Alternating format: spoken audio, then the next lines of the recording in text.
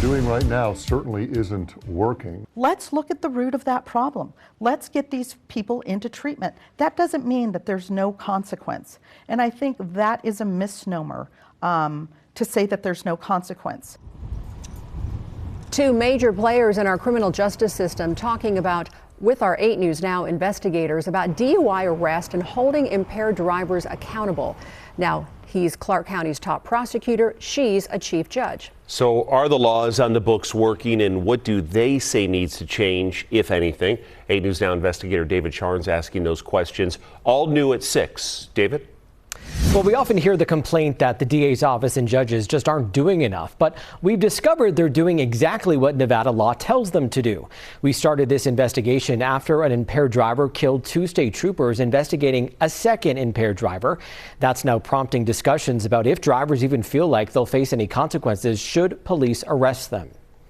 What we're doing right now certainly isn't working. Clark County District Attorney Steve Wolfson says lawmakers need to do more to deter people from driving drunk or driving high. We're not getting the message out because people are still doing it. Doing it amid possible consequences, including jail time, fines, and the DMV pulling your license. In Nevada, your first DUI conviction can get you up to 180 days in jail. But the 8 News Now investigators discovered judges often sentence a first-timer to community service, a fine, and a mandatory class. A DUI isn't supposed to become a felony until it's your third. But the 8 News Now investigators found some people pick up charges so quickly their misdemeanors pile up, not facing felony charges until they drive impaired again or kill. I think if people start to think, oh my God, I'm going to spend a few days in jail, that will deter many people. An accused DUI driver will spend some time in jail as they sober up after their arrest. But even after a second DUI conviction, judges often sentence a now repeat drunk driver to days, not months in jail. The penalties are written to be as tough as 6 months, with fines and another class. The laws are there, and our laws are tough. Las Vegas Justice Court Chief Judge Melissa De La Garza says jail isn't always the answer. When they come out of the jail, are they any better? Is our community any safer?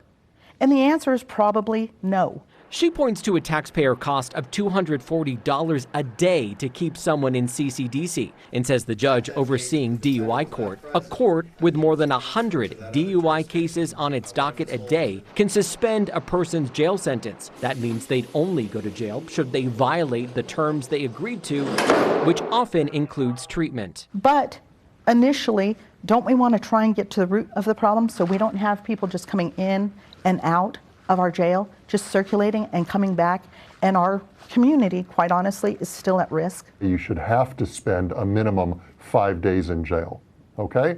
That'll start to deter people. Wolfson agrees treatment and education are appropriate in some cases, but worries some drivers don't care. I hope our legislators are listening because we need to do something. We need to increase the punishments. We need to change the laws so that we're deterring more people from drunk driving. All right, so what's the answer here? Well, both De La Garza and Wolfson enforce the law. They don't write them. And as we first told you here Monday, Republican Governor Joe Lombardo wants to change the law so impaired drivers who kill do face murder charges. Wolfson says he'd be on board with that. He's tried to do that in the past. Meantime, we brought you that investigation into how delays in testing an impaired driver's blood can mean delays in justice. Those delays can amount to months, which means judges can't hold someone in jail or even put real restrictions on them, even if they have prior DUIs on their record. Well, De La Garza says a committee is now reviewing that problem. I'm David Charnes, 8 News Now.